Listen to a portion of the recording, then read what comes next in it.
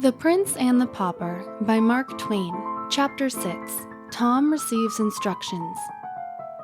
Tom was conducted to the principal apartment of a noble suite and made to sit down, a thing which he was loath to do, since there were elderly men and men of high degree about him. He begged them to be seated also, but they only bowed their thanks or murmured them, and remained standing. He would have insisted, but his uncle, the Earl of Hertford, whispered in his ear, "Prithee insist not, my lord, it is not meet that they sit in thy presence."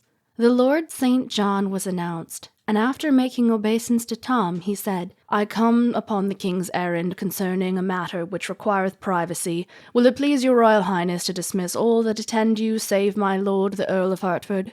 Observing that Tom did not seem to know how to proceed, Hertford whispered to him to make a sign with his hands, and not trouble himself to speak unless he chose. When the waiting gentleman had retired, Lord St. John said, "His Majesty commandeth that for due and weighty reasons of state, the Prince's grace shall hide his infirmary in all ways that be within his power till it be past and he be as he was before. To wit, that he shall deny to none that he is the true prince and heir to England's greatness, that he shall uphold his princely dignity, and shall receive, without word or sign of protest, that reverence and observance which unto it do appertain of right and ancient usage, that he shall cease to speak to any of that lowly birth and life his malady hath conjured out of the unwholesome imaginings of o'erwrought fancy, that he shall strive with diligence to bring unto his memory again those faces which he was wont to know, and where he faileth he shall hold his peace, neither betraying thy semblance of surprise or other sign that he hath forgot, that upon occasions of state, whensoever any matter shall perplex him as to the thing he should do or the utterance he should make, he shall show naught of unrest to the curious that look on, but take advice in that matter of the Lord Hertford or my humble self, which are commanded of the king to be upon this service and close at call till this commandment be dissolved.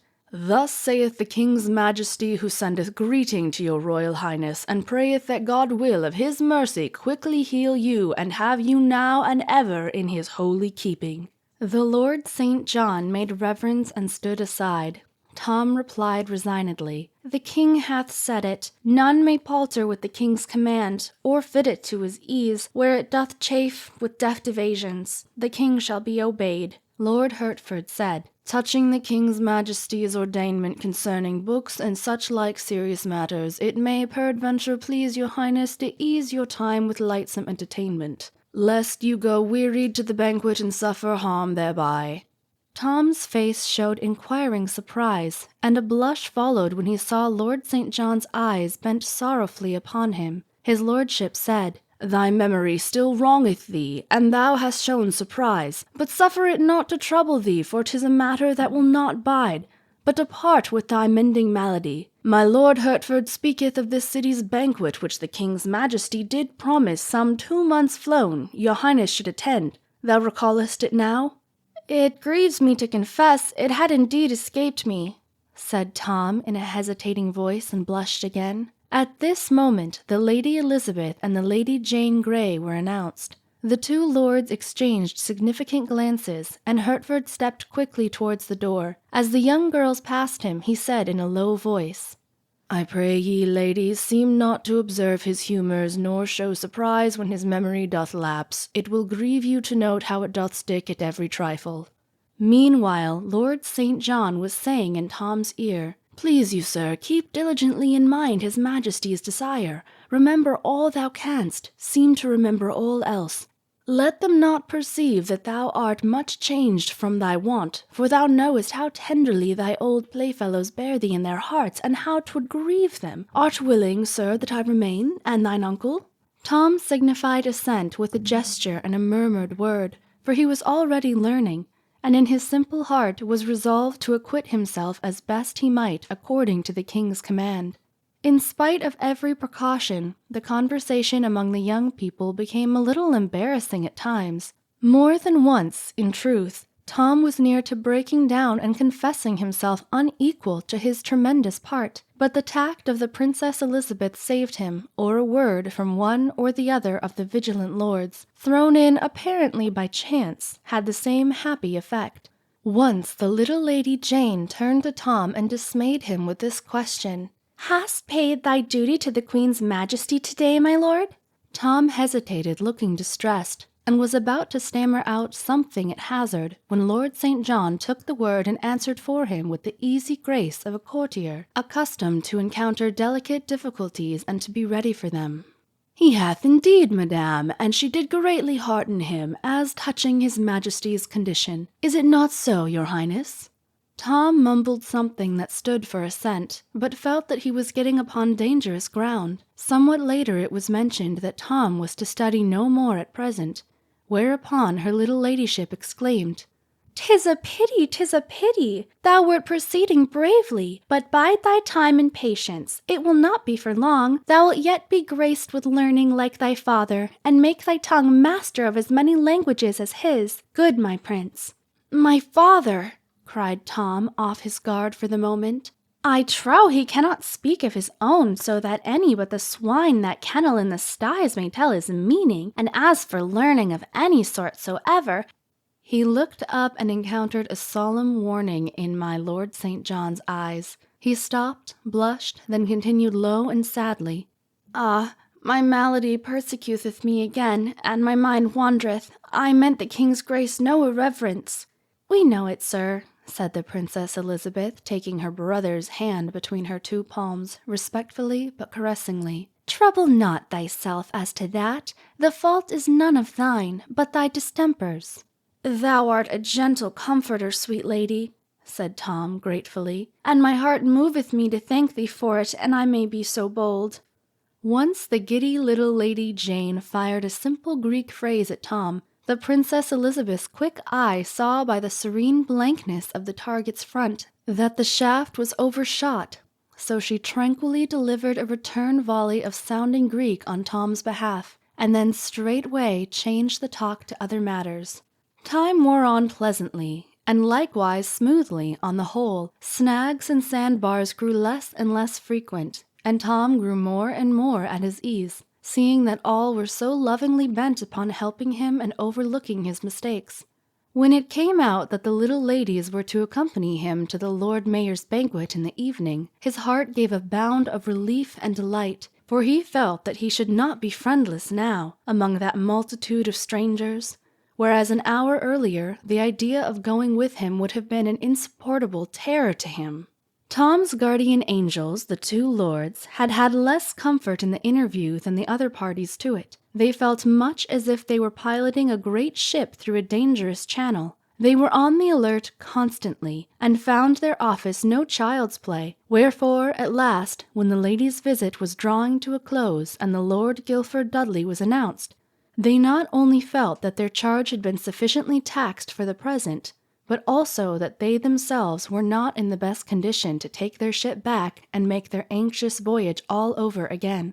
So they respectfully advised Tom to excuse himself, which he was very glad to do, although a slight shade of disappointment might have been observed upon my Lady Jane's face when she heard the splendid stripling denied admittance.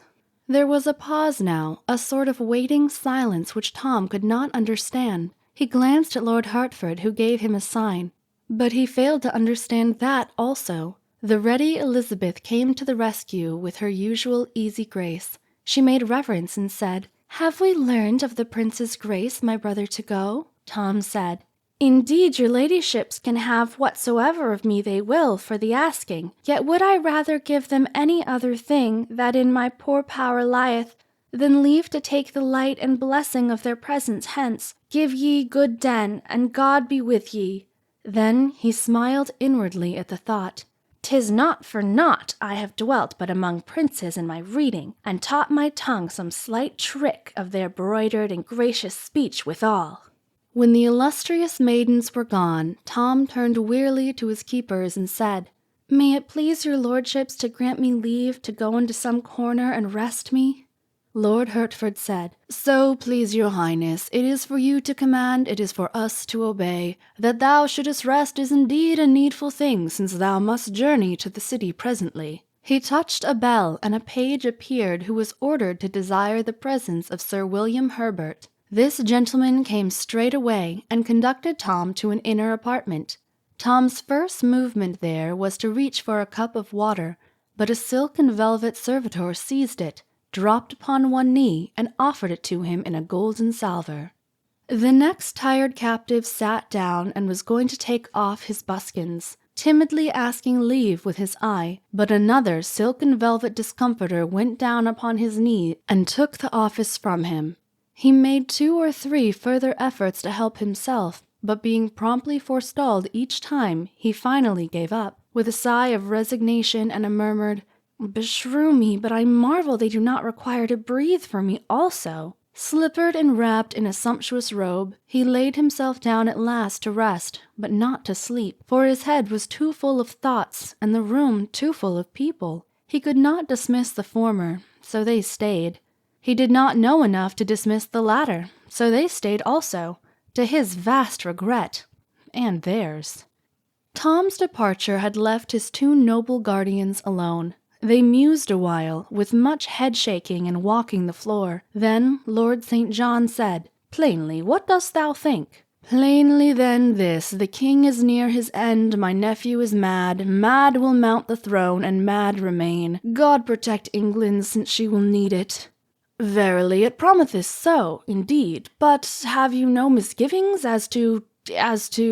The speaker hesitated and finally stopped. He evidently felt that he was upon delicate ground. Lord Hertford stopped before him, looked into his face with a clear, frank eye, and said, "Speak on, there is none to hear but me. Misgivings as to what?" "I am full loth to word the thing that is on my mind, and thou so near to him in blood, my lord. But craving pardon if I do offend, seemeth it not strange that madness could so change his port and manner? Not but that his port and speech are princely still, but that they differ in one unweighty trifle or another from what his custom was aforetime. Seemeth it not strange that madness should filch from his memory his father's very lineaments, the customs and observances that are his due from such as be about him, and, leaving him his Latin, strip him of his Greek and French? My lord, be not offended, but ease my mind of its disquiet and receive my grateful thanks. It haunteth me, his saying he was not the prince, and so— Peace, my lord, thou utterest treason, hast forgot the king's command. Remember I am party to thy crime, if I but listen. Sir John paled and hastened to say, I was in fault, I do confess it. Betray me not. Grant me this grace out of thy courtesy, and I will neither think nor speak of this thing more. Deal not hardly with me, sir, else I am ruined. I am content, my lord, so thou offend not again here or in the ears of others. It shall be as though thou hadst not spoken. But thou needst not have misgivings. He is my sister's son, are not his voice, his face, his form familiar to me from his cradle? Madness can do all the odd conflicting things thou seest in him and more. Dost not recall how that the old Baron Marley, being mad, forgot the favour of his own countenance that he had known for 60 years, and held it was another's? Nay, even claimed he was the son of Mary Magdalene, and that his head was made of Spanish glass. And, sooth to say, he suffered none to touch it, lest by mischance some heedless hand might shiver it. Give thy misgivings easement, good my lord, this is the very prince. I know him well, and soon will be thy king. It may advantage thee to bear this in mind, the more dwelt upon it than the other. After some further talk, in which the Lord St. John covered up his mistake as well as he could by repeated protests that his faith was thoroughly grounded now, and could not be assailed by doubts again, the Lord Hertford relieved his fellow keeper and sat down to keep watch and ward alone. He was soon deep in meditation, and evidently the longer he thought, the more he was bothered. By and by he began to pace the floor and mutter, Trust he must be the prince. Will any be in all the land maintained there can be two, not of one blood and birth so marvellously twinned? And even were it so, 'twere yet a stranger miracle that chance should cast the one into the other's place. Nay, 'tis folly, folly, folly. Presently he said, Now, were he an impostor and called himself prince, look you, that would be natural. That would be reasonable. But lived ever an impostor yet, who, being called prince by the king, prince by the court, prince by all, denied his dignity and pleaded against the exaltation? No, by the soul of Saint Swithin, no. This is the true prince gone mad.